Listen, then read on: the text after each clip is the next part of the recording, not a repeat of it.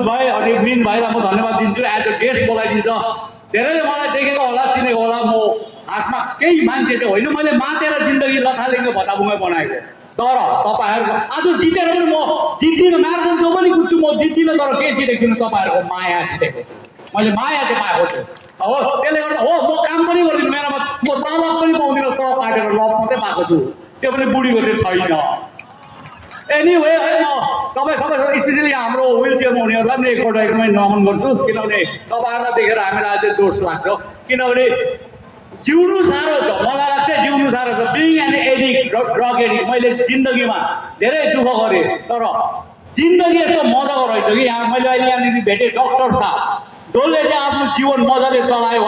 जो यङ हुँदाखेरि यहाँ जस्तो युथ हुँदाखेरि राम्ररी पढ्यो, सरलाई टेर्यो, 3D चलायो, डिटर्मिनेसन, डेडिकेसन एन्ड डिसिप्लिन चलायो। उहाँ अहिले डक्टर हुनुभयो। हुन त म पनि त्यस्तै उहाँ जस्तै यङ थिएँ, यिनीहरू जस्तै यङ थिएँ। मैले चाहिँ के गरेँ भने मेरो युथ राम्ररी चलाएन। म पनि डक्टरै पढेँ, आफै इन्जेक्सन लागेँ, आफै दबाई खाइदिएँ।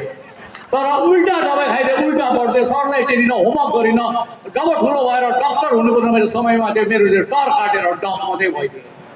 त्यो पनि कुकुर जस्तो भएर घुम्नु पऱ्यो। तर आज चाहिँ म भगवान्लाई धन्यवाद दिन्छु, तपाईँहरू सबलाई धन्यवाद दिन्छु।